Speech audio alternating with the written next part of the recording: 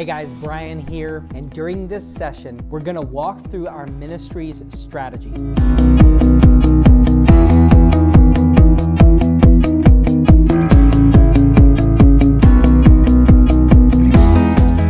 Now, while the mission and the vision answer the questions of why our ministry exists and what we hope to become, the strategy answers how we plan to get there. So let's talk about how we accomplish our vision. A good strategy is the key to accomplishing our mission and vision. We don't merely want to make up a strategy that we believe is adequate for what we're doing.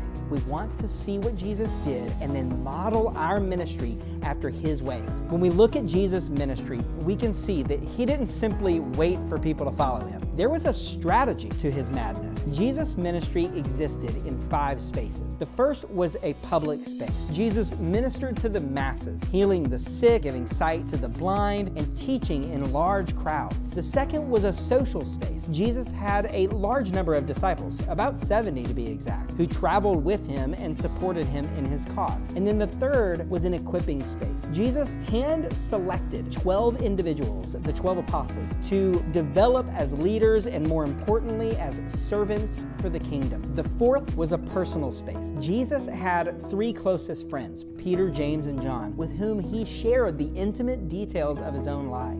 And then the fifth was a private space. Jesus escaped to be with the Father, recharging and refueling for the journey ahead. Knowing that Jesus' approach to relationships was not by accident, we want to model our ministry after His. So if you look into Jesus' approach, you can see that the more intimate His relationships become, the less people Jesus engages with. So as humans, we operate in much the same way. Much like the methods that Jesus used, the strategy of Crossroads students is designed as a relationship funnel, beginning with the students whose exposure to church and God is minimal, to those students who have an intimate relationship with the Father and are living out God's mission for their lives. If a student gains exposure to our ministry, our hope is that he or she will take all the steps to becoming a fully devoted follower of Jesus. Our ministry has created environments that are strategically shaped to help students engage with Jesus at the appropriate level. Each space in the funnel diagram is paired with the environments that our ministry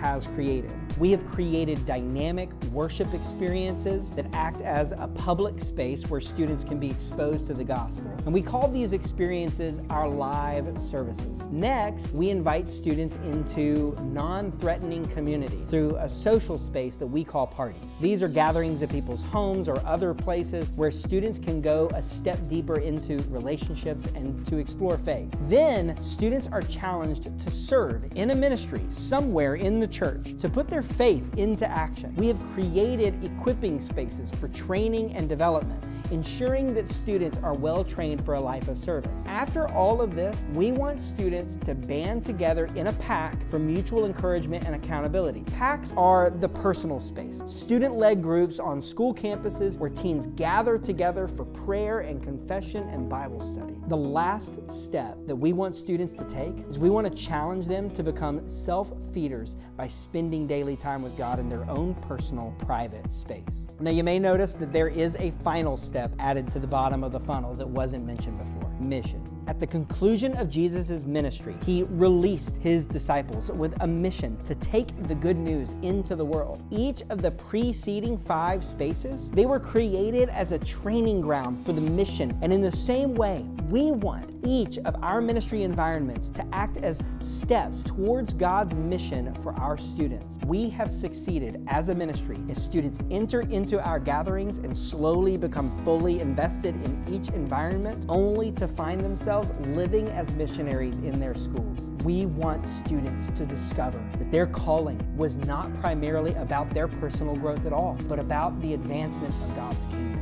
The funnel image, it explains why we express our mission as awakening students to life in Christ a step at a time. Each step, it takes risks, involves new levels of commitment to Christ's cause, and it will shape the way that a student thinks and acts. The funnel is a visual representation of our ministry's strategy.